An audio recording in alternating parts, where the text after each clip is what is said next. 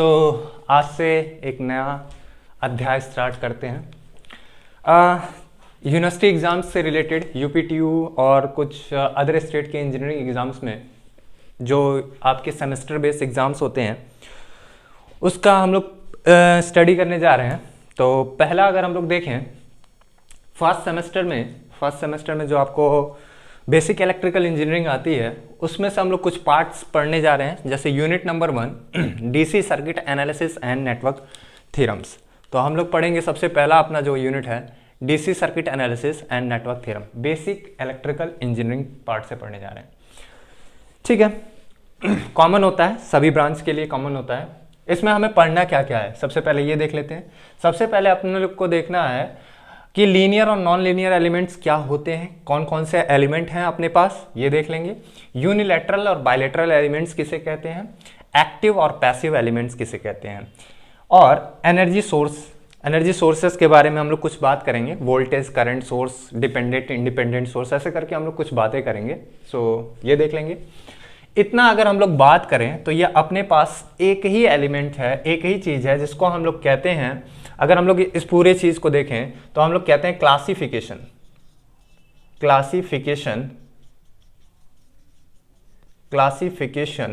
Of elements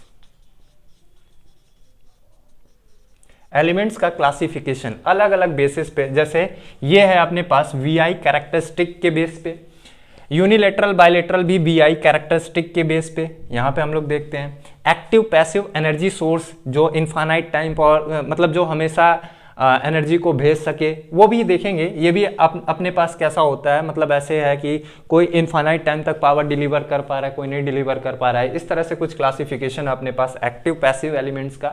फिर ऐसे energy sources के बारे में देखेंगे जहाँ पे आइडियल और प्रैक्टिकल वोल्टेज सोर्स, आइडियल और प्रैक्टिकल करंट सोर्स और एनर्जी सोर्सेस के बारे में बात किया जाएगा, डिपेंडेंट, नॉन डिपेंडेंट। फिर अपने पास एक है डीसी थ्योरम। डीसी थ्योरम का मतलब है इसमें हमें सिलेबस में मेंशन जो है वो क्या है, superposition theorem, maximum power transfer theorem, Norton's और थेवेलिन थ्योरम। इस पे बेस एक क्वेश्चन तो इनमें से एक से दो क्वेश्चन आ जाता है। जैसे अगर सुपरपोजिशन पूछ रहा है तो मैक्सिमम पावर ट्रांसफर एक साथ पूछ लेता है, अगर मैक्सिमम पावर ट्रांसफर पूछ रहा है तो थेवेलिन का एप्लीकेशन करके पूछ लेता है। और थेवेलिन और नॉर्टन दोनों एक दूसरे के क्या हैं, एनालॉगस हैं, या ऐसे हम लोग कह सकते हैं ड्यूअल हैं, एक दूसरे के ड्यूअल हैं। और एक केवीएल और केसीएल मेंशन किया गया है, यानी अगर आपको KVL, Kirchhoff current law, Kirchhoff voltage law अगर आपको आएगा तभी आप पूरी थ्योरी को समझ सकते हैं। ठीक है, तो हम ये भी पढ़ लेंगे। और फिर अपने पास क्या है, star to delta transformation, delta to star transformation. Basic electrical engineering की बात करेंगे तो ये अपने पास फर्स्ट यूनिट का सिलेबस है।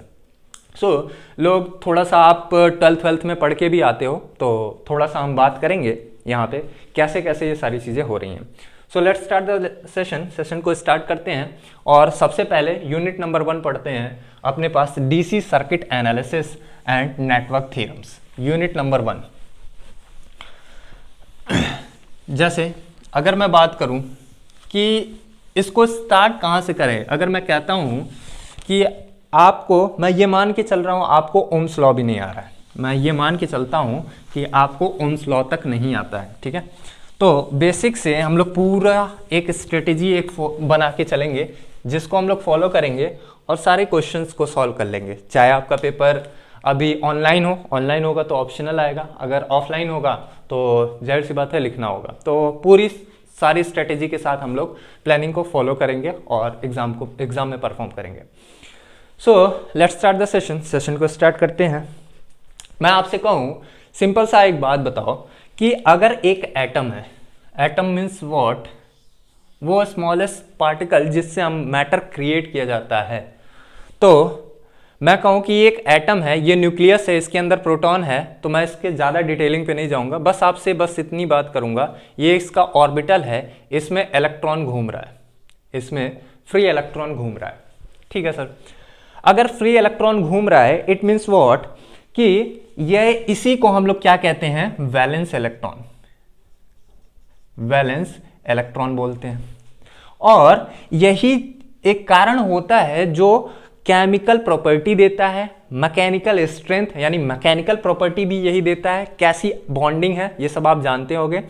कैसी बॉन्डिंग है, और यही इलेक्ट्रिकल प्रॉपर्टी देता है। यानी वैलेंस इलेक्ट्रॉन रिस्पॉन्सिबल है किसी भी मटेरियल के, किसी भी मैटर के इलेक्ट्रिकल, केमिकल और मैकेनिकल प्रॉपर्टी के लिए। ठीक है, यानी इसका मतलब है इसको जानना बहुत ज्यादा इंपॉर्टेंट है। और आपको ये पता होगा जो आउटर मोस्ट ऑर्बिटल होता है, आउटर मोस्ट सेल होता है, ये क्या करता है, पार्टिसिपेट करता है बॉन्डिंग में, केमिकल रिएक्शन में, इसी वजह से सारी चीजें आती हैं।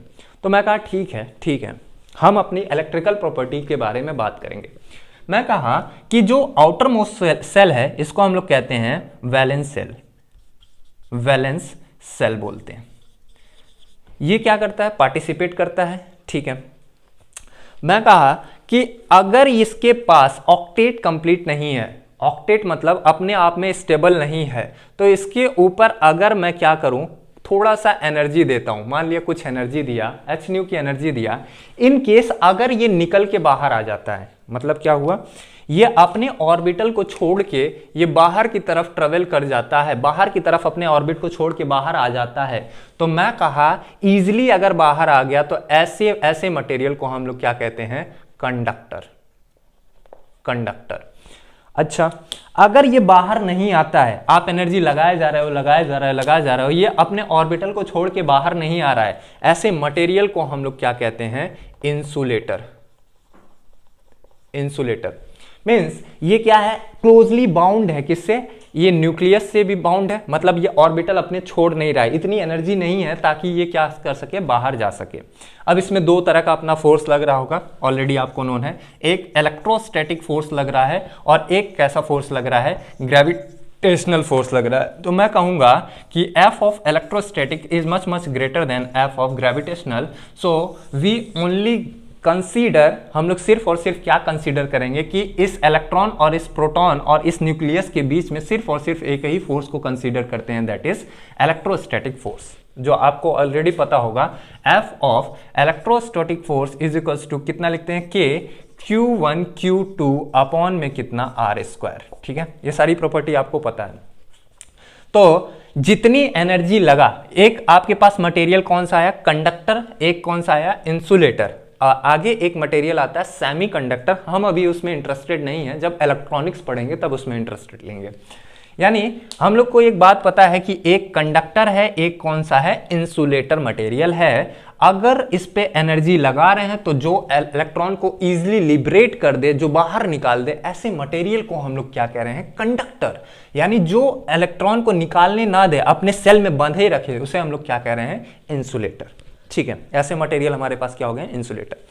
नाउ अभी मैं जो इंटरेस्ट लूंगा सिर्फ और सिर्फ कंडक्टर में लूंगा, जब इलेक्ट्रोस्टैटिक पढ़ता तो डाइलेक्ट्रिक मटेरियल आता, तब मैं यहां पे इंटरेस्ट लेता। अभी हम लोग सिर्फ करंट के फ्लो के बारे में पढ़ेंगे, इस वजह से अभी मैं इंटरेस्टेड हूं किस पे, कंडक्टर पे। मैं कह रहा हूं कि अभी आपके पास क्या कहते हैं, मैं कहा जितना एनर्जी लगा, कंडक्टर के केस में देखिएगा, मैं कहा जितना एनर्जी लगा है इस इलेक्ट्रॉन को अपने सेल से बाहर निकालने के लिए, जितना एनर्जी लगा रहे हो, h न्यू लगा रहे हो, कुछ भी लगा रहे हो, 2 electron volt, 3 electron volt, 13 electron volt, 15, 200 electron volt, जितना आप लगा रहे हो, उतने एनर्जी को, उस एनर्जी को हम लोग क्या कहते हैं, वर्क फंक्शन। लिखिएगा पहली हेडिंग लिखिएगा, work function. First work function.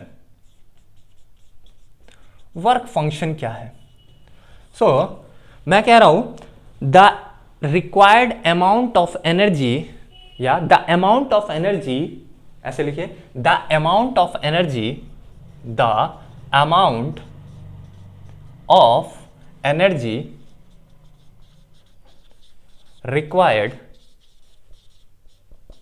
Required to liberate, माने यहां से क्या कराना है, निकालना है, liberate the valence electron from the outermost shell is known as work function. क्या बोलेंगे उसे हम लोग, वर्क फंक्शन। एक बात क्लियर हुई कि जितना एनर्जी मेरे को इस पे लगाना पड़ रहा है उसे हम लोग क्या कह रहे हैं, वर्क फंक्शन। ठीक है सर, ओके। मैं कहा कि अगर ये इलेक्ट्रॉन इजीली लिबरेट कर गया, अपने आउटर मोस्ट सेल को छोड़ के जल्दी से निकल गया, उसको हम लोग क्या कह रहे हैं, कंडक्टर। तो अगला डेफिनेशन लिखिएगा, कंडक्टर। कंडक्टर क्या है, कंडक्टर लिखिएगा, those element, those material, those material, वह material, those material which liberate, ऐसे लिखिए, विच हैज फ्री इलेक्ट्रॉन, जिसके पास कैसे इलेक्ट्रॉन हो, फ्री इलेक्ट्रॉन्स, जिसके पास फ्री इलेक्ट्रॉन मौजूद हो, ऐसे मटेरियल को हम लोग क्या कहते हैं, ऐसे मटेरियल को हम लोग कहते हैं, ये मटेरियल कैसा है, is are known as conductor. ऐसे मटेरियल को हम लोग क्या बोलेंगे भाई, कंडक्टर। वे और लिखिएगा, और विच डू नॉट लिबरेट, या विच डू नॉट हैव, या विच हैव बाउंडेड इलेक्ट्रॉन, या ऐसे लिख दीजिए, विच हैव बाउंडेड इलेक्ट्रॉन्स, जिसके पास बाउंडेड इलेक्ट्रॉन होंगे, दे आर इंसुलेटर। अभी हम ज्यादा डिटेलिंग में नहीं जा रहे हैं इसके, हमें जितना जरूरत है हम उतना निकाल रहे हैं। ठीक है, सो इसे हम लोग क्या कह रहे हैं, इंसुलेटर कह रहे हैं। नाउ अब आपको एक बात पता होगी कि अगर कोई भी एक कंडक्टर ले लोगे आप, अगर आप कोई भी एक कंडक्टर ले लो, लेट अस सपोज एक मटेरियल मैंने ले लिया, एक मटेरियल ले लिया, ठीक है, इसका कुछ क्रॉस सेक्शनल एरिया कितना है, इसका कुछ क्रॉस सेक्शनल एरिया है, आप मान लीजिए ए है। ठीक है, मान लेते हैं इसका लेंथ अपने पास कितना है, एल है। ओके, मान लिया इसमें कुछ free number of electrons present हैं, इसमें कुछ free number of electrons present हैं। ओके, ठीक है, मान लिया ये अपने पास कुछ free number of electrons present हैं। एक्चुअल हो क्या रहा है, अब ये फ्री नंबर ऑफ इलेक्ट्रॉन है, इसका मतलब ये मेटल है, मेटल है मतलब क्या है, कंडक्टर है। अगर ये कंडक्टर है, it means what, free number of electrons, let an free number of electrons इसके अंदर प्रेजेंट है। तो मैं कहूं टोटल नंबर ऑफ इलेक्ट्रॉन कितना हो गया, दैट इज एनी। और इसकी वजह से जब हम इस पे कोई भी वोल्टेज, कोई भी इलेक्ट्रिक फील्ड इसके अंदर नहीं बहा रहे हैं, ठीक है, तो मैं कहा इसमें एक रैंडम मोशन हो रहा है। रैंडम मतलब कैसा हो रहा है, ऑल्टरनेट, कोई भी किधर भी भाग रहा भैया, हमें आइडिया नहीं है ये किधर भी भाग रहा है, जिसको हम लोग किस नाम से जानते हैं, ड्रिफ्ट वेलोसिटी के नाम से जानते हैं। ठीक है, अभी ये रैंडम मोशन हो रहा है, तो नेट मोशन इस पूरे इलेक्ट्रॉन का नेट कितना होता है, 0 होता है। माने ये अपने इक्विलिब्रियम स्टेट में है, नेट कितना होगा, 0 होगा, एक दूसरे को क्या कर रहे होंगे, कैंसिल कर रहे होंगे। नाउ मैं इसमें इंटरेस्टेड नहीं हूं, मैं इंटरेस्टेड किस में हूं, जरा देखो। मैं कहा व्हाट इफ मैं क्या करूं कि अगर इसमें कोई एक इलेक्ट्रिक फील्ड बहा देता हूं। ठीक है, हाँ सर, हाँ ठीक है, मैं क्या करना चाहता हूं, मैं इसमें एक इलेक्ट्रिक फील्ड बहा देता हूं। अब क्या होगा जरा मेरे को बताओगे क्या। मैं कहा कि अगर मैं इसमें इलेक्ट्रिक फील्ड बहा दूं, अगर मैं इसमें इलेक्ट्रिक फील्ड बहा दूं, इसका मतलब है, अभी थोड़ी देर के लिए आप ये समझिए, ऐसा कुछ हमने क्या कर दिया, एक क्रॉस सेक्शनल एरिया है अपने पास, और इसको एक टर्मिनल ऐसे वोल्टेज, ऐसा अभी समझिएगा, आगे हम लोग बात करेंगे पॉजिटिव और नेगेटिव कैसे है, ये वोल्टेज क्या है। मैं कहा ऐसा कुछ एक बैटरी लगा दिया मैंने इसके पास, जो बड़ी वाली टर्मिनल है उसको पॉजिटिव से, जो छोटा वाला टर्मिनल है उसको नेगेटिव से। इसका मतलब है इस कंडक्टर के अक्रॉस मैंने क्या कर दिया, यहां पे सारे पॉजिटिव चार्ज क्या हो जाएंगे, एक्यूमुलेट हो जाएंगे। एक्यूमुलेट मतलब इकट्ठा होना, सारे पॉजिटिव चार्ज यहां पे अपने पास क्या होंगे भाई, इकट्ठा हो जाएंगे। ओके, और यहां पे अपने पास क्या होगा, एक सारे नेगेटिव चार्ज भैया इकट्ठा हो जाएगा। ठीक है, अब होगा क्या एक्चुअल में, होगा ऐसा कि पॉजिटिव से नेगेटिव की तरफ एक इलेक्ट्रिक फील्ड निकलेगी। मैं कहा ठीक है, एक पॉजिटिव से नेगेटिव की तरफ अपने पास क्या आ गई, इलेक्ट्रिक फील्ड आ गई, that is E, vector E. हाँ, इलेक्ट्रिक फील्ड वेक्टर क्वांटिटी इसका डायरेक्शन होता है। अब मेरे को एक प्री रिक्वेस्ट नॉलेज आपसे चाहिए, वो क्या, वो चाहिए था ये कि मैं कहा अगर किसी इलेक्ट्रिक फील्ड में, अगर किसी इलेक्ट्रिक फील्ड में अगर कोई पॉजिटिव चार्ज बैठा है, मतलब पॉजिटिव ऑफ Q यहां पे बैठा है, तो इसके ऊपर एक फोर्स लगता है, इसके ऊपर एक फोर्स लगता है, that is F of Q, F of E, electrostatic force in the direction of electric field. बात समझिएगा, अगर कोई पॉजिटिव चार्ज बैठा है तो जिधर इलेक्ट्रिक फील्ड जा रही है उधर पॉजिटिव का Q जाएगा, है ना भाई। और अगर अपने पास एक छोटी सी बात और कह रहा हूं, अगर एक इलेक्ट्रिक फील्ड है और बेचारा एक छोटा सा प्यारा सा नन्हा सा नेगेटिव चार्ज बैठा हुआ है, तो इसके ऊपर एक फोर्स लगेगा F of electrostatic force in opposite direction of vector E, यानी इलेक्ट्रिक फील्ड के अपोजिट में क्या लगेगा, एक फोर्स लगेगा। ठीक है, इसका मतलब है सर अगर ये सारे इलेक्ट्रॉन रैंडम मूव कर रहे हैं तो इलेक्ट्रॉन नेगेटिवली चार्ज है, इलेक्ट्रॉन अगर नेगेटिवली चार्ज है तो सर ये पॉजिटिव है, ये इलेक्ट्रिक फील्ड इधर जा रहा है, तो सर सभी का डायरेक्शन ओरिएंटेड हो जाएगा एक तरफ। हाँ, सभी का डायरेक्शन क्या हो जाएगा, ओरिएंटेड हो जाएगा एक तरफ। तो अब ये रैंडम मूव नहीं करेंगे, अब ये क्या कर जाएंगे, ओरिएंटेड हो जाएंगे, किसी एक डायरेक्शन की तरफ ये क्या करने लगेंगे, मूव करने लगेंगे। और फ्री इलेक्ट्रॉन है, नेगेटिव चार्ज है, मतलब इलेक्ट्रिक फील्ड अगर इधर जा रही है तो सारे चार्ज इधर आएंगे, यानी इसका मोशन इस डायरेक्शन में। ओके, इन सभी इलेक्ट्रॉन का मोशन क्या हो जाएगा, एक डायरेक्शन में। ठीक है सर, अगर ये सभी इलेक्ट्रॉन एक डायरेक्शन में मोशन करने लगे तो हुआ क्या, अब नेट कुछ ना कुछ मूवमेंट आपको मिलेगा, कुछ ना कुछ आपको मूवमेंट मिलेगा।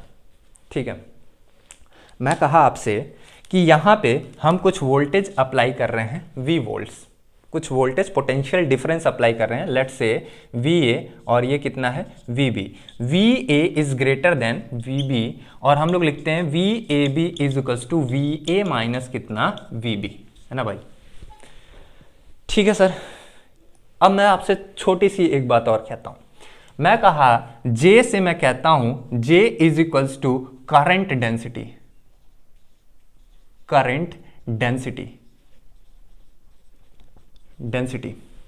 और J की वैल्यू क्या होती है, J is equals to I upon में कितना, I अपॉन में L, यानी जितना डिस्टेंस है L। मतलब ऐसा है सर कि आप कहीं ना कहीं ये कहना चाहते हैं कि भैया करंट डेंसिटी के टर्म में आप कोई चीज लिखना चाहते हो। मैं कहा हाँ, करंट डेंसिटी के टर्म्स में मैं एक बात आपसे लिखूंगा और कहूंगा कि ऐसे ऐसे कुछ टर्म्स आपके पास दिए गए हैं। ठीक है, यानी sorry, current density I/A, area, कितना एरिया है इसके पास, तभी तो आपके पास डेंसिटी निकलेगा। डेंसिटी मतलब कितना एरिया है।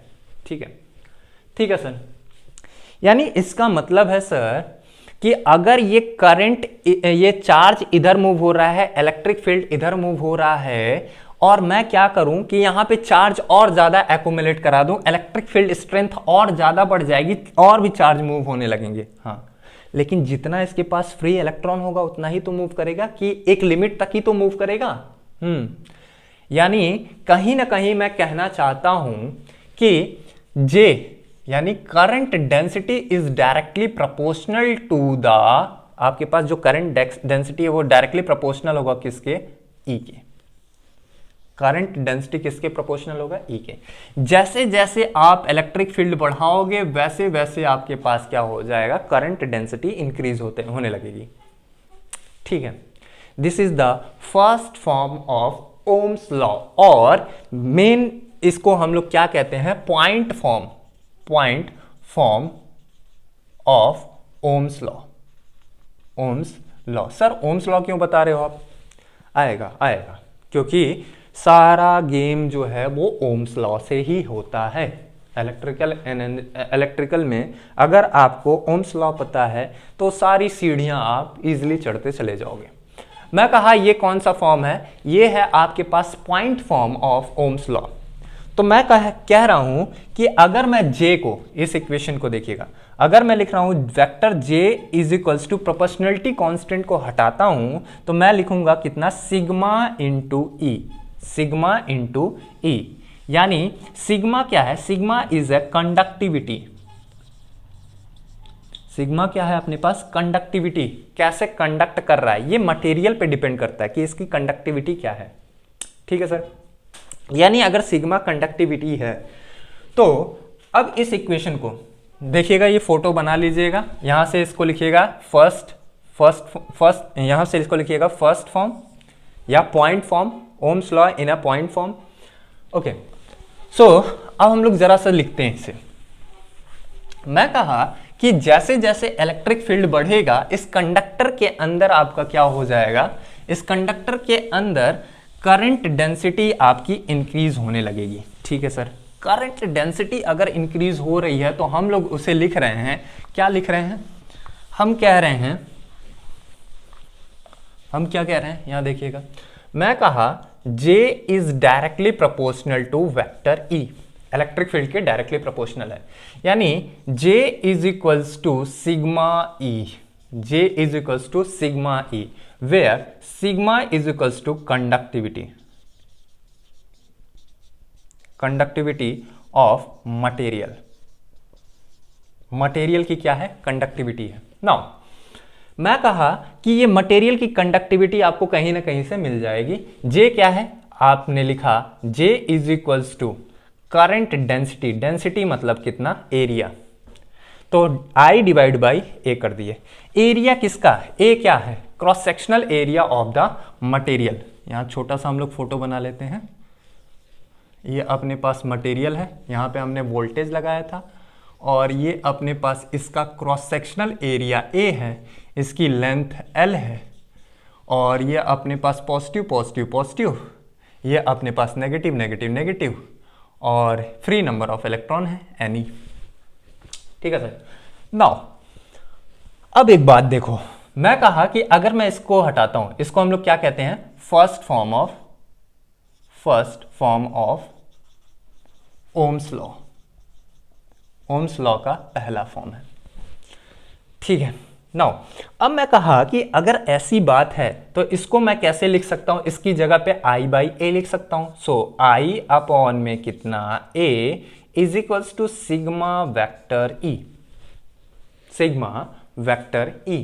ओके, नाउ हम लोग को बहुत पहले से ही एक बात पता थी, इसको मैं लिख सकता हूं E is equals to voltage, applied voltage V, applied voltage upon में कितना, लेंथ, जितना ज्यादा लेंथ बढ़ती चली जाएगी उतना वोल्टेज डिक्रीज होते चला जाएगा। तो मैं कह सकता हूं V अपॉन में कितना, L। ओके, नाउ अगर मैं इसकी जगह पे, इसको मैं लिख रहा हूं इक्वेशन नंबर 1 और इसे मैं लिखता हूं इक्वेशन नंबर 2, तो मैं कहा E की जगह पे मैं लिखता हूं I अपॉन में A is equals to sigma V upon में कितना लिख दिया, L लिख दिया। V क्या है, अप्लाइड वोल्टेज, L लेंथ था, A एरिया था, I क्या है, करंट। ओके, तो हमारे पास क्या आया, हमारे पास ऐसा आया कि हम लोग कह सकते हैं, यहां से अगर देखें तो सिग्मा को क्या लिख सकते हैं, I अपॉन में A is equals to 1 by rho, V upon में कितना बन जाएगा, L। रो माने क्या, resistivity, rho is equals to resistivity, resistivity of material, material की क्या है, रेसिस्टिविटी है। मटेरियल की स्पेलिंग देख लीजिएगा, METERIAL। ठीक है, तो यहां से अगर हम लोग देखें तो हम लोग कह सकते हैं easily V is equals to, यहां से रो L ऊपर चला जाएगा, रो और L कितना हो गया, ऊपर चला जाएगा, तो रो L अपॉन में A इंटू कितना बन जाएगा, I, और इसी को हम लोग क्या कहते हैं, R। R means what, rho L upon में A, this is known as resistance of the material. Material का क्या है, रेसिस्टेंस। किन किन बातों पे डिपेंड किया, एरिया पे डिपेंड किया, रेसिस्टिविटी पे डिपेंड किया, लेंथ पे डिपेंड किया। यानी मैं कहूंगा रेसिस्टेंस तीन बातों पे डिपेंड कर रहा है। Area, cross sectional area, material की रेसिस्टिविटी क्या है, उसका लेंथ कितना है। अगर लेंथ बढ़ाएंगे, एल बढ़ाएंगे तो आर बढ़ेगा, रेसिस्टिविटी बढ़ाएंगे तो आर बढ़ेगा। रेसिस्टिविटी मटेरियल का हमेशा कांस्टेंट होता है। अगर एरिया को घटाएंगे तो आर को क्या होगा, बढ़ना होगा। ठीक है, इस पे बेस क्वेश्चन नहीं आएगा, बस हम लोग थोड़ा सा बढ़ जाते हैं जब AEJE का आप पेपर दोगे, या फिर हाँ AEJE के एग्जाम में जनरली पूछे जाते हैं सारे क्वेश्चंस। तो हम लोग इस पे बात कर रहे हैं। ठीक है, तो हम लोग क्या है कि अगर एरिया घटाएंगे तो रेसिस्टिविटी बढ़ेगा, रेसिस्टिविटी का मटेरियल पे डिपेंड करता है, लेंथ बढ़ाएंगे घटाएंगे तो रेसिस्टेंस क्या होगा, बढ़ेगा। यानी मैं कह सकता हूं V इज इक्वल्स टू, ये सारी चीज एक बार अगर स्पेसिफाई हो जाएगा तो ये सारी चीज क्या हो जाएगी, constant, that is R into I. अब कई बार एग्जामिनर आपसे पूछेगा V is equals to R I और V is equals to I R, कौन सी बात सही है, कौन सी बात सही है। तो आप कहेंगे V is equals to R I सही है। ये बात क्या है, गलत है, इंटरप्रिटेशन गलत है। ठीक है, बात करेंगे कभी क्यों ऐसा है। तो मैं कहा कि ओम्स लॉ कह रहा है ऐसा भाई कि इफ मैं कहा कि V is equals to R I R is equals to, इसे मैं कहा second form of Ohm's law, या यही बहुत ज्यादा फेमस हो गया है, इसको हम लोग किस नाम से जानते हैं, ओम्स लॉ के नाम से जानते हैं। क्यों फेमस हो गया, क्योंकि हम लोग डायरेक्ट बात करते हैं करंट के टर्म में और वोल्टेज के टर्म में, इस वजह से ये ज्यादा फेमस है। ठीक है, इसे हम लोग क्या नाम से जाने, ओम्स लॉ। अच्छा, अब रेसिस्टेंस जो होता है किन किन बातों पे डिपेंड करता है, जरा से ये देखो। मैं कहा रेसिस्टेंस जो है वो कुछ और बातों पे भी डिपेंड करता है, जैसे कि R इज इक्वल्स टू, मैं कह सकता हूं R is equals to rho L by कितना A। अगर रो एल बाई A लिखा हुआ है तो रेसिस्टिविटी और इस पे, और एक और अगर हम लोग देखें तो R not 1 plus alpha delta T, alpha delta T पे। अगर मैं कहूं R not 1 plus alpha delta T, मैं कहूं कि अगर मैं, ये क्या है, अल्फा क्या है, टेम्परेचर कोफिशिएंट, टेम्परेचर कोएफिशिएंट। ये क्या होता है मटेरियल का, मटेरियल पे डिपेंड करता है कैसा है, कोई पॉजिटिव टेम्परेचर कोफिशिएंट होता है, कोई नेगेटिव टेम्परेचर कोफिशिएंट मटेरियल होता है। तो मैं कहा ये तो मटेरियल पे डिपेंड करता है, ये तो कांस्टेंट है। आर नॉट मतलब एक मटेरियल का फिक्स रेसिस्टेंस है। ठीक है, कुछ वैल्यू होगी। अब वेरिएबल क्या हो सकता है, टेम्परेचर। टेम्परेचर क्या कर सकता है, वेरी कर सकता है। तो मैं कहा कि ये ओम्स लॉ वैलिड कब है मेरे भाई, ये ओम्स लॉ वैलिड कब है, अगर R को कांस्टेंट होना है, R को कांस्टेंट बना रहना है, it means what, temperature must be constant so that R become constant. ये वैल्यू कांस्टेंट है, ये कांस्टेंट है, अल्फा कांस्टेंट है, मतलब टेम्परेचर को आपको क्या करना पड़ेगा, कांस्टेंट कराना पड़ेगा, तभी ये R क्या होगा, कांस्टेंट होगा। ठीक है, इट मीन्स वॉट, जब हम लोग डेफिनेशन डिफाइन करेंगे तो हम लोग पहले से ही कह देंगे physical condition such as temperature, pressure, volume etcetera, ये सारी चीजें जो होंगी वो क्या रहे, कांस्टेंट बना रहे, रिमेन सेम। वो क्या होना चाहिए, जैसा कंडीशन है वैसा ही बना रहे। इसी वजह से ये स्टेटमेंट के आगे जोड़ा जाता है कि physical condition remain same such as temperature, pressure, volume etcetera, जो भी आपका फिजिकल कंडीशन है वो क्या होना चाहिए, सेम होना चाहिए। Then only what, V is equals to I R, V is equals to I R. इसका मतलब क्या है, इसका मतलब समझिएगा, ये दो तरह से इंटरप्रिटेट किया जाता है, आप ध्यान से समझिएगा। आपके लिए बस मैं अभी इतना बता रहा हूं कि सिंपल सा एक बात है, V is equals to voltage across this resistance और दिस मटेरियल, ये वोल्टेज इस मटेरियल के अंदर कितना वोल्टेज आप अप्लाई, इस मटेरियल के अंदर कितना वोल्टेज आया और यहां से करंट कितना गया, I, तब ही क्या होगा, V इज इक्वल्स टू कितना बनेगा, RI बनेगा। यही पॉसिबिलिटी है। ठीक है, यानी पॉसिबिलिटी एक और चीज है, हम लोग फिर कभी बात करेंगे। ठीक है, मैं कहा कि वो V इज इक्वल्स टू कितना बनेगा, I R. It means what, the voltage across the element, इस एलिमेंट के अक्रॉस जितना वोल्टेज आपके पास आया वो कितना होगा, R into I. That's it. बस ये अपने पास क्या निकल के आया, ओम्स लॉ। हम लोग अभी बेसिक में इतना जान रहे हैं कि ओम्स लॉ अपने पास ये हो गया। तो स्टेटमेंट लिखिएगा, फिजिकल कंडीशन, ओम्स लॉ का स्टेटमेंट लिखिएगा, physical condition remain same, physical condition remain same such as, सबसे जरूरी बात टेम्परेचर, सच एज, क्यों? क्योंकि डेल्टा टी है मेरे भाई, delta T means what, T2 minus कितना T1। अगर ये वेरी कर गया ना तो रेसिस्टेंस वेरी कर गया, और रेसिस्टेंस वेरी कर गया तो R कांस्टेंट नहीं रह पाएगा। तो पहले मेंशन करिएगा such as temperature comma pressure comma volume, सबको हम लोग कांस्टेंट कर दे रहे हैं, वॉल्यूम सब कांस्टेंट, एक्सेट्रा एक्सेट्रा, जितना भी फिजिकल कंडीशन है वो क्या हो जाए, कांस्टेंट हो गया। then the applied voltage across the element or the material is equals to is directly proportional to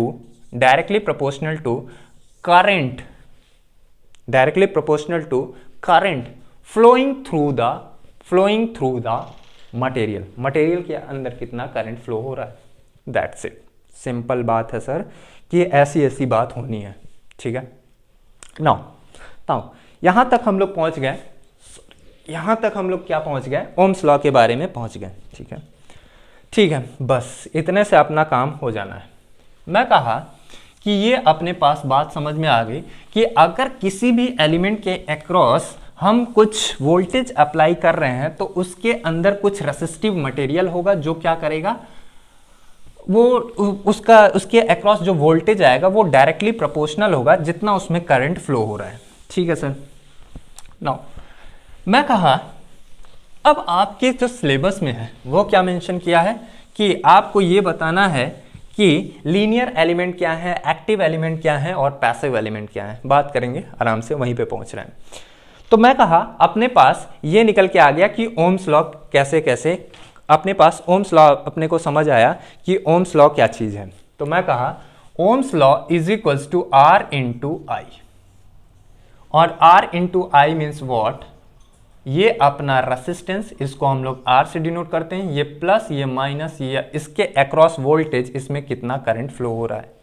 simple, इसमें जितना करंट फ्लो हो रहा है तो voltage V is equals to कितना होता है, RI, या V is directly proportional to I। It means what, current बढ़ाओगे तो वोल्टेज बढ़ेगा, इसके अक्रॉस वोल्टेज बढ़ेगा, और करंट घटाओगे तो वोल्टेज को क्या होगा, घटना होगा इसके अक्रॉस। देखने का फ्रेम ऑफ रेफरेंस अभी हमारा कहाँ है, इस एलिमेंट पे फोकस है, ठीक है। Frame of reference, everything in the world is depend upon the frame of reference. इसमें आपको कंफ्यूज किया जाता है कई बार, बताएंगे कभी, बात करेंगे। अभी हम लोग पूरा तरह अपने सिलेबस पे फोकस है, ठीक है। तो मैं कहा कि जो वोल्टेज इसके अक्रॉस आएगा वो क्या होगा, डायरेक्टली प्रोपोर्शनल होगा इसमें कितनी करंट फ्लो हो रही है, ठीक है सर। अब मैं कह रहा हूं कि आपके पास I क्या होता है, छोटी छोटी सी बात जानेंगे, कुछ टर्मिनोलॉजी है। I इज इक्वल्स टू कितना होता है, तो I इज इक्वल्स टू हम लोगों को पता है dq बाई कितना dt, यानी rate change of current, rate change of current is known as, sorry, rate change of charge is known as current. यानी I इज इक्वल्स टू, अगर हम लोग बड़े की बात करें तो Q बाई कितना लिख सकते हैं, T लिख सकते हैं। यानी समय के रेस्पेक्ट में चार्ज का मूवमेंट ही क्या कहलाता है, करंट कहलाता है। यानी करंट की यूनिट क्या होगी, एम्पियर्स के नाम से जानते हैं इसको हम लोग, A से इसका यूनिट में मेजर करते हैं। ये सारी बातें आपको पता होगी, कूलम्स पर सेकेंड, ठीक है। नाउ अगर मैं बात कहूं कि आप मेरे को वोल्टेज बताइए, V इज इक्वल्स टू क्या होता है, यानी वोल्टेज को हम लोग क्या लिख सकते हैं। तो मैं कहता हूं कि एक कोई चार्ज अगर आपके पास इनफाइनाइट पे रखा हुआ है और एक कोई चार्ज टेस्ट चार्ज है जिसको आप Q के नाम से जानते हो, और किसी पॉइंट B A से कहाँ लाना है, किसी पॉइंट B पे लाना है, तो जितना वर्क डन रिक्वायर्ड होता है dW, जितना आप मान लो एक छोटा सा चार्ज है dQ चार्ज है तो dW वर्क डन करना पड़ेगा। तो जितना वर्क डन रिक्वायर्ड होता है to move a charge from infinity to that point is known as, infinity to that point is known as voltage. उसे हम लोग किस नाम से जानते हैं, वोल्टेज के नाम से जानते हैं। तो मैं कहा कि अपने पास जो वोल्टेज आएगा V इज इक्वल्स टू कितना हो जाएगा, dQ बाई कितना dW बाई कितना dQ, dW बाई कितना हो जाएगा, कितना कार्य करना पड़ रहा है किसी चार्ज को इनफाइनाइट से किसी पॉइंट पे लाने के लिए, उसे हम लोग क्या कहते हैं, वोल्टेज कहते हैं, ठीक है। अब हम लोग जो इस इलेक्ट्रिकल इंजीनियरिंग में हमें पढ़ना है, हम इसके डिटेल में नहीं जाएंगे कि कैसे है, क्या है, कहाँ से चार्ज लाएं। हम लोग बस इतना कह रहे हैं कि अपने को पोटेंशियल डिफरेंस लेके चलना है। यानी पोटेंशियल डिफरेंस का क्या मतलब होता है, जरा इसे जानो। कई बार ये छोटी छोटी सी बातें हैं, जब हम लोग केवीएल केसीएल का उपयोग करेंगे या थ्योरम्स वगैरह पढ़ेंगे तो वहाँ पे आपको ये जानना बहुत ज़्यादा ज़रूरी है। तो मैं कहा अगर एक वोल्टेज आपके पास कोई एक बैटरी का टर्मिनल है, ऐसे हम लोग लिखते हैं, इसको मैं क्या कह रहा हूँ, वी कह रहा हूँ। थोड़ा सा इंक भर लेते हैं जरा। मैं कहा अपने पास एक बैटरी का टर्मिनल है, इसको मैं किससे देखते हैं, हम वी से देखते हैं। मैं कहा ये पॉजिटिव टर्मिनल है, ये नेगेटिव है। इसका ये मतलब नहीं होता है कि इसमें पॉजिटिव चार्ज होगा, इसमें नेगेटिव चार्ज होगा। इसका जनरली मतलब ये होता है कि अगर ये टर्मिनल ये ए है और ये टर्मिनल क्या है, बी है, इट मीन्स व्हाट, टर्मिनल ए का जो पोटेंशियल है वो ज्यादा है टर्मिनल बी के पोटेंशियल से। टर्मिनल ए का जो पोटेंशियल है टर्मिनल बी के पोटेंशियल से ज्यादा है। Okay okay okay okay. इसका मतलब है सर, अगर मैं लिखा 2 वोल्ट, अगर मैं क्या लिख रहा हूं 2 वोल्ट, V बराबर 2, इसका क्या मतलब है सर, इसका मतलब ये है कि VB इज इक्वल्स टू 0 होगा तो VA इज इक्वल्स टू को कितना होना पड़ेगा, 2 होना पड़ेगा। इसका जनरली मतलब समझिएगा, VAB is equals to VA minus VB, है ना, VA minus VB, that is the potential difference. कितना पोटेंशियल क्रिएट कर रहा है भाई, इससे कितना ज्यादा है, तो मैं कहा 2 वोल्ट ज्यादा। इसका ये जनरली मतलब नहीं है कि 0 है, ये जनरली मतलब नहीं है इसको 2 होना पड़ेगा। इसका मतलब ये होगा मेरे भाई, अगर ये -2 वोल्ट्स है, अगर ये 2 वोल्ट्स पे है तो इसको कितना होना पड़ेगा, 0 होना पड़ेगा। क्यों, क्योंकि ये दोनों के बीच का पोटेंशियल कितना रख रहा है, 2 वोल्ट रख रहा है, तो इसको इतना होना पड़ेगा। अगर ये 4 रख रहा है अपने पास तो इसको 6 होना पड़ेगा, तभी ये पोटेंशियल डिफरेंस क्रिएट कर पाएगा। डिफरेंस का मतलब समझिए, जनरली लोगों के दिमाग में ये होता है कि इसकी वैल्यू 0 और इसकी वैल्यू कितना 2, ऐसा नहीं है। मीन्स अगर आप इसको 10 रख रहे हो, 10 वोल्ट पे रख रहे हो, तो इसको आपको कितना रखना पड़ेगा, 12 वोल्ट पे रखना पड़ेगा, तभी पोटेंशियल डिफरेंस क्रिएट होगा, दैट इज 2 वोल्ट्स का। बात समझ आई। मैं कहा अगर ऐसी ऐसी बात है तो ऐसी ऐसी चीजें हैं, ठीक है, इस बात को समझिएगा, पोटेंशियल डिफरेंस क्या हो गया, ठीक है। नाउ अब मैं थोड़ी सी बात कर लूं, पावर क्या होता है। मैं कहा कि एक आपको पता चला पोटेंशियल क्या होता है, एक आपको पता चला ओम्स लॉ क्या होता है। नाउ अब थोड़ी सी हम लोग बात करेंगे पावर के टर्म में, क्योंकि एलिमेंट का क्लासिफिकेशन जब हम लोग करेंगे तो वहां पे हम लोग VI कैरेक्टरिस्टिक पे बेस करते हैं, पावर पे बेस करते हैं, तो हम लोग थोड़ा सा इसे देखेंगे। सो हेडिंग लिखिएगा, छोटा सा एक टर्म जिसको हम लोग किस नाम से जान रहे हैं, पावर के नाम से जान रहे हैं। मैं कहा कि पोटेंशियल हो गया, करंट हो गया अपने पास, अब हम लोग पढ़ रहे हैं कौन सा, पावर के बारे में, ठीक है। तो मैं कहा कि पावर क्या होता है, तो मैं कह सकता हूं, अगर आपके टर्म में मैं बात करूं तो मैं कहूंगा पावर इज इक्वल्स टू, अगर एक एलिमेंट है कितना एनर्जी को खा रहा है, कितने एनर्जी को खा रहा है, उसको हम लोग क्या कह रहे हैं, पावर कह रहे हैं। जैसे मान लो एक रेसिस्टेंस आपने लगा दिया प्लस माइनस, इसके अक्रॉस वोल्टेज V है, करंट I है, तो पावर इज इक्वल्स टू कितना होगा, V इंटू I। हम ज्यादा डेरिवेशन में नहीं जाना चाहते हैं अभी, तो पावर इज इक्वल्स टू कितना हो गया, VI। क्या यही है? इसमें एक छोटा सा कॉन्सेप्ट आपको बताऊंगा, अगर आपको ये कॉन्सेप्ट आता है तो आप इजीली एलिमेंट्स को इजी वे में आप क्लासिफाई कर सकते हैं, वो एलिमेंट एक्टिव है या सिंक है कि सोर्स है, ठीक है। तो मैं कहा कि एक्टिव है या पैसिव है, सिंक सोर्स उसी में आता है। तो मैं कहा अगर ये पावर P है तो ये वोल्टेज V इंटू इस एलिमेंट के अक्रॉस कितना वोल्टेज है और कितना करंट फ्लो कर रहा है, ठीक है। अगर ये पावर है अपने पास तो हम लोग कन्वेंशन एक मान के चल रहे हैं, इसको आप ध्यान में रखिएगा। मैं कह रहा हूं कि कोई भी एलिमेंट हो आपके पास, कोई भी एलिमेंट एक्स वाई जेड, हो सकता है इंडक्टर हो, क्या है इंडक्टर आगे बात करेंगे, हो सकता है इंडक्टर हो सकता है कैपेसिटर हो सकता है रेसिस्टेंस हो। यानी अगर कोई भी एलिमेंट है और इसमें करंट कितना फ्लो हो रहा है I, और इसके अक्रॉस पोटेंशियल कितना वोल्टेज लगा है V, एक ऐसे हो सकता है और दूसरा कैसे हो सकता है, X है, इसमें करंट फ्लो कर रहा है I और यहाँ नेगेटिव यहाँ पे पॉजिटिव, ये वोल्टेज कितना है V है। अब दोनों की ट्रोपोलॉजी या थोड़ा सा कन्वेंशन देखिएगा क्या है। मैं कह रहा हूं कि यहां पे अगर मैं पावर कैलकुलेट करता हूं, यानी power is equals to, current को ऑलवेज पॉजिटिव कंसीडर करिए, करंट को आप क्या कंसीडर करिए, पॉजिटिव कंसीडर करिए। यानी अगर मैं इसको पावर निकालना चाहता हूं, ये कितना पावर, अब दो बातें मैं कहूंगा, एब्जॉर्ब कर रहा है या डिलीवर कर रहा है। डिलीवर माने देना, एब्जॉर्ब माने लेना। यानी अगर मैं पावर की बात करूं तो मैं कहूंगा करंट इधर से जा रहा है तो करंट को ऑलवेज पॉजिटिव कंसीडर करिए। मान लीजिए करंट ऑलवेज क्या है, पॉजिटिव है। रिलैक्स, करंट ऑलवेज पॉजिटिव है। इस किस टर्मिनल में एंटर कर रहा है, बस इतना देखो भाई, किस टर्मिनल में एंटर कर रहा है, पॉजिटिव टर्मिनल में पॉजिटिव V के साथ क्या कर रहा है, एंटर कर रहा है। यानी ये क्या बन गया अपने पास, V इंटू कितना I बन गया। यानी अब हम इंटरेस्टेड किसके ऊपर हैं, पॉजिटिव के ऊपर हैं। अगर पावर जो होगा, ये पावर अगर पॉजिटिव होगा, इट मीन्स पावर क्या हो रहा है, पावर एब्जॉर्ब, पावर एब्जॉर्ब। ध्यान दीजिएगा, अगर बहुत बहुत बहुत बहुत इंपॉर्टेंट फैक्ट है, अगर पावर पॉजिटिव है, कहीं भी आप कैलकुलेट किए, पावर पॉजिटिव हो रहा है माने वो क्या कर रहा है, पावर को खा रहा है। और किस फॉर्म में वो खा के जाएगा हमें कोई आइडिया नहीं है, हम एलिमेंट के बारे में जब पढ़ेंगे तो देखेंगे। अगर रेसिस्टेंस होगा तो हीट के फॉर्म में पावर खा रहा होगा, अगर लाइट होगा तो किस लाइट एनर्जी के फॉर्म में पावर खा रहा होगा। कोई भी चीज जैसी भी होगी, मतलब क्या हो रहा होगा, पावर खा रहा होगा।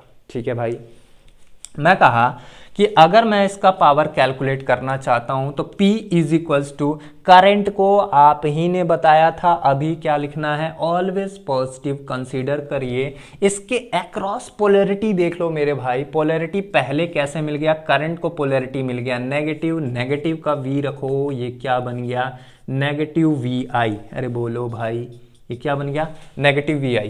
ये क्या हो गया, नेगेटिव हो गया। नेगेटिव अगर पावर मिल गई आपको तो पावर क्या हो रहा होगा, पावर डिलीवर हो रहा होगा। यानी ये ऐसा एलिमेंट है जो पावर दे रहा है कि लो लो खाओ खाओ खाओ। अभी हम लोग बात करेंगे पावर क्या हो रहा होगा, डिलीवर हो रहा होगा। रिलैक्स, यानी एक बात पक्की पता है कि सर अभी तक एक कंक्लूजन पे मैं पहुंचा, आप ये कहना चाहते हो कि अगर पावर पॉजिटिव होगा यानी पावर क्या हो रहा होगा, एब्जॉर्ब। पावर क्या हो रहा होगा, एब्जॉर्ब। अगर पावर नेगेटिव होगा तो पावर हो रहा होगा डिलीवर। हाँ भाई, अगर पावर पॉजिटिव तो पावर एब्जॉर्ब, पावर नेगेटिव तो पावर डिलीवर। अच्छा, तो इसका मतलब है हमारे पास दो ऐसी चीजें मिलेंगी, एक ऐसा मिलेगा जो पावर को खा रहा होगा, एक ऐसा मिलेगा जो पावर को दे रहा होगा। ठीक है, ओके, इट मीन्स व्हाट, और ऐसा होना भी चाहिए था। आखिर इलेक्ट्रिकल इंजीनियरिंग हम लोग कर क्यों रहे हैं, पढ़ क्यों रहे हैं, हम लोग इसलिए पढ़ रहे हैं कि जहां आपको रिक्वायरमेंट है वहां पे आप क्या कर सके, पावर को भेज सकें, वहां पे आप पावर को भेज सकें। तो मैं कहा कि अगर पावर डिलीवर करना है या पावर को भेजना है एक जगह से, बेसिकली क्या है, एनर्जी को भेजते हैं, अगर पावर को भेजना है एक जगह से दूसरी जगह तक, तो एक आपके पास क्या मौजूद होना चाहिए, सोर्स। ये क्या मौजूद होना चाहिए, सोर्स। और एक आपके पास क्या मौजूद होना चाहिए, सिंक। आप पावर तभी भेज सकते हैं जब खाने वाला हो और जब भेजने वाला हो। अगर ये भी सोर्स रहेगा, ये भी सोर्स रहेगा तो कैसे काम चलेगा भैया, ये तो ऑलरेडी भरा पड़ा है, ये ऑलरेडी भरा पड़ेगा तो खाएगा कैसे। ये कुछ उसी तरह से है जैसे पानी का टंकी ऊपर रखा हुआ है और टैप आपका नीचे लगा हुआ है। यानी पानी ऊपर से कहां आएगा, नीचे। सोर्स कहां है, ऊपर है, और सिंक कहां है, नीचे है। इसका मतलब है power always flows from source to sink. Power always flows from source to sink. अभी मैं ये ऐसे क्लोज बनाया, क्लोज इसलिए बनाया क्योंकि इलेक्ट्रिकल एनर्जी को फ्लो कराने के लिए आपके पास क्या होना चाहिए, क्लोज सर्किट होना चाहिए। बिना क्लोज सर्किट के एनर्जी फ्लो नहीं हो सकती। ठीक है, क्लोज सर्किट आपका मौजूद होना चाहिए। बाकी के डिटेल के लिए हम लोग बाद में बात करेंगे कि यहाँ पे AEJ में पढ़ेंगे क्लोज सर्किट क्या होता है, नेटवर्क क्या होता है। तो मैं कहा इसके लिए क्या होना चाहिए, क्लोज सर्किट होना चाहिए। यानी सोर्स क्या कर रहा होगा, पावर को दे रहा होगा, सिंक क्या कर रहा होगा, पावर को ले रहा होगा। यानी यानी यानी यानी यानी यानी बहुत संवेदनशील वाली बात, संवेदनशील वाली बात क्या है, ये पावर को क्या कर रहा होगा, एब्जॉर्ब, ये पावर एब्जॉर्ब कर रहा होगा और ये पावर को क्या कर रहा होगा, डिलीवर। इसका मतलब है सर कि जो सोर्स होगा ये ऑलवेज नेगेटिव होगा। क्यों? क्योंकि ये क्या कर रहा है, डिलीवर। सोर्स कैसा होगा, नेगेटिव होना होगा। यानी सिंक कैसा होना होगा, ओकी ओकी ओकी, इसका पावर होना होगा। यानी इसके यहां पे आपको क्या होना होगा, ये पोलैरिटी आपको पॉजिटिव मिलेगा और ये करंट आ रहा है इस डायरेक्शन में, यानी ये पावर कैसा होगा, ये पोलैरिटी कैसी होगी, पॉजिटिव होगी, ये पोलैरिटी कैसी होगी, नेगेटिव होगी। यहां से जा रहा है, इसका मतलब है करंट इस डायरेक्शन में आ रही है, ऐसे चल के ये नेगेटिव और ये पोलैरिटी कैसी होगी, पॉजिटिव होनी होगी। यानी सिंक और सोर्स के लिए आपको एक कॉन्सेप्ट पता चला कि सोर्स क्या कर रहा है, पावर डिलीवर कर रहा है और सिंक क्या कर रहा है, पावर एब्जॉर्ब कर रहा है। सिंक का पॉजिटिव टर्मिनल यानी पावर एब्जॉर्ब मतलब पॉजिटिव पावर होगा और इसका पावर कैसा होगा, नेगेटिव होगा। ठीक है, ये कॉन्सेप्ट मेरे को समझ में आया कि कोई क्या कर रहा है, पावर को एब्जॉर्ब कर रहा है, कोई क्या कर रहा है, पावर को डिलीवर कर रहा है। और पावर को फ्लो होने के लिए, एनर्जी को फ्लो होने के लिए आपके पास इलेक्ट्रिकल सर्किट में क्लोज पाथ होना जरूरी है। ठीक है, इतनी बातें हमें समझ में आ गई। इसके बेस पे अगर हम लोग कहें कि हमारे पास कितने तरह के एलिमेंट्स हैं, पावर के बेस पे अगर हम लोग कहें कितने तरह के एलिमेंट्स हैं, तो एक अपने पास कौन सा एलिमेंट है, दैट इज एक अपने पास बेसिक सा अगर हम लोग बात करें तो सोर्स का टाइप होगा, एक कैसा होगा, सिंक का टाइप होगा। यानी सोर्स वो होता है जो एनर्जी को डिलीवर करता है, सिंक वो होता है जो एनर्जी को लेता है। ठीक है, हेडिंग लिखिएगा सोर्स, हेडिंग लिखिएगा सोर्स। सोर्स क्या होता है, तो सोर्स के बारे में लिखिएगा, सोर्स के बारे में, सोर्स दोज एलिमेंट डिक्टेट कर देता हूं, those element which delivers the energy to the sink, sink को क्या करता है, एनर्जी को डिलीवर करता है, sink and it's power is consider in negative. Power को किस में कंसीडर करते हैं हम, नेगेटिव में कंसीडर करते हैं। सिंक क्या होता है, those element which absorb the energy and it's power is consider in positive. इसको हम लोग किस में कंसीडर करते हैं, पॉजिटिव में कंसीडर करते हैं। नाउ ये तो हो गया अपने पास सोर्स और सिंक की बात। अब देखो, अब हम लोग जो एलिमेंट्स को क्लासिफाई करते हैं, जो एलिमेंट्स का क्लासिफिकेशन करते हैं, active, passive, linear, non linear, वो मेनली किस कैरेक्टर में करते हैं, वीआई कैरेक्टरिस्टिक के फॉर्म में हम लोग उसको क्लासिफाई करते हैं। हम लोग कहते हैं जो हमारा क्लासिफिकेशन होगा वो वीआई कैरेक्टरिस्टिक बेस होगा। इसका मतलब है कि हम लोग अब जो क्लासिफिकेशन करने जाएंगे वो इस बेस पे देखेंगे कि करंट कितना इंक्रीज हो रहा है, वोल्टेज कितना इंक्रीज हो रहा है, तो इसका एलिमेंट का बिहेवियर कैसा है। जैसे अगर मैं कहा कि आपके पास एक पे मैं क्या ले लेता हूं, इस पे मैं ले लिया V और इस पे मैं क्या ले लिया I। मैं कहा चलिए यहां पे हम लोग अभी थोड़ी देर के लिए ले लेते हैं V और यहां पे हम लोग क्या ले लेते हैं I। मैं कहा इस क्वाड्रेंट में वोल्टेज को क्या होना होगा, पॉजिटिव होना होगा। इस क्वाड्रेंट में वोल्टेज को क्या होना होगा, नेगेटिव होना होगा। इस पूरे क्वाड्रेंट में, इस क्वाड्रेंट में करंट को क्या होना होगा, पॉजिटिव होना होगा। इस क्वाड्रेंट में करंट को क्या होना होगा, पॉजिटिव होना होगा। यहां पे अगर आप देखें तो आप कहेंगे करंट तो नेगेटिव हो गया और वोल्टेज भी कैसा हो गया, नेगेटिव हो गया। यहां पे अगर आप देखें तो करंट तो नेगेटिव हो गया बट वोल्टेज कैसा हो गया, पॉजिटिव हो गया। ठीक है भाई, तो यहां पे वोल्टेज पॉजिटिव और करंट भी कैसा हो गया, पॉजिटिव। यहां पे कैसा हो गया, जरा देखो, यहां पे वोल्टेज नेगेटिव और करंट कैसा हो गया अपने पास, पॉजिटिव। ठीक है, मैं कहा कि अगर ऐसी बात है, इट मीन्स व्हाट, मैं पावर लिखूं P is equals to positive और positive that is equals to positive. Sir power positive यानी पावर पॉजिटिव है तो इसका मतलब है पावर क्या हो रहा होगा, एब्जॉर्ब, पावर हो रहा है एब्जॉर्ब। अगर पावर एब्जॉर्ब हो रहा है तो सर ये एनर्जी खा रहा है, अगर सर एनर्जी खा रहा है then definitely this is the sink, ये क्या बनेगा, सिंक बनेगा, यानी पावर क्या कर रहा है, खा रहा है। इसका मतलब है सर कि यहां पे अगर आप देखें तो पावर क्या हो गया, दैट पावर इज नेगेटिव। अगर पावर नेगेटिव है तो इसका मतलब है पावर क्या हो रहा है, डिलीवर हो रहा है।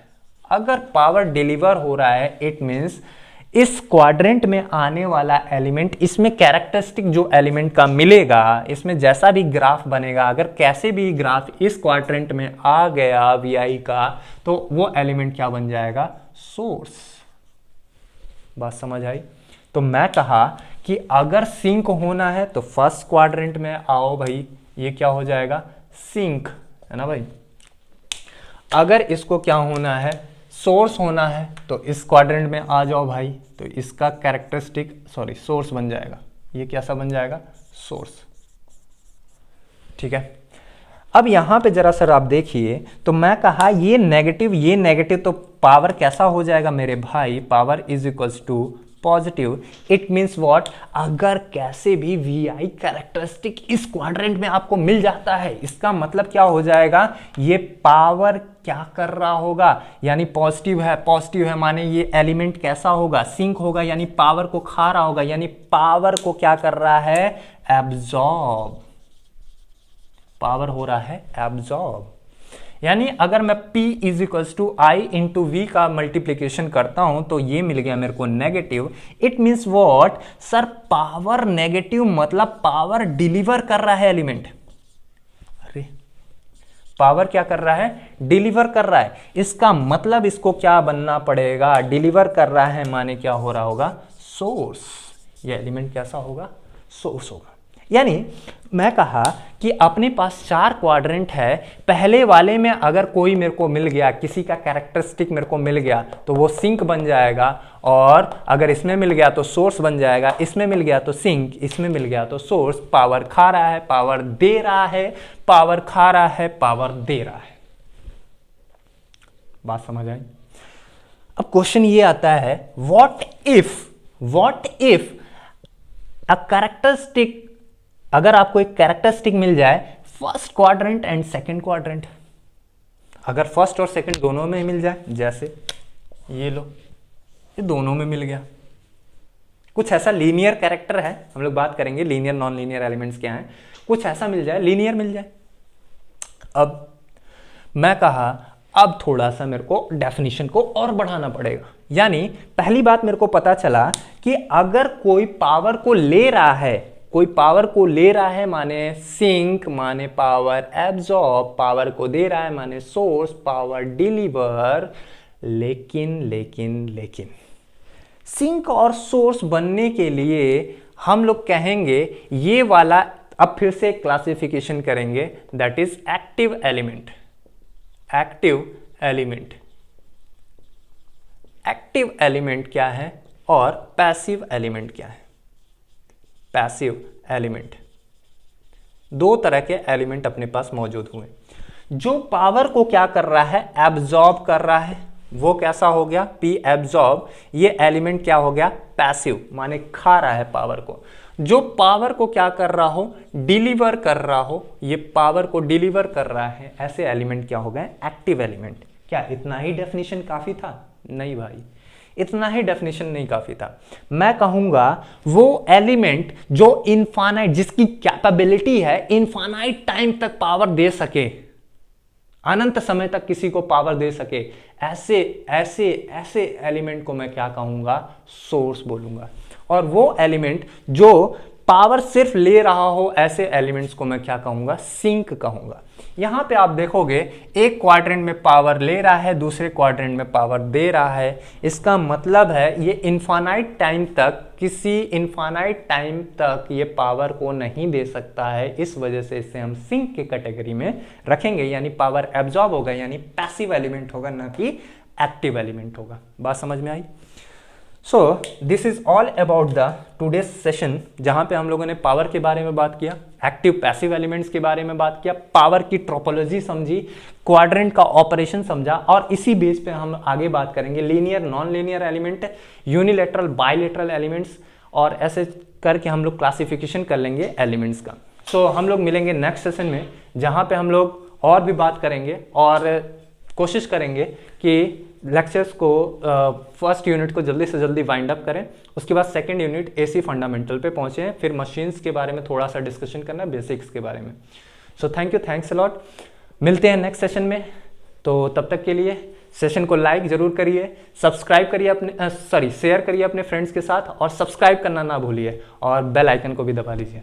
Thank you, have a nice day.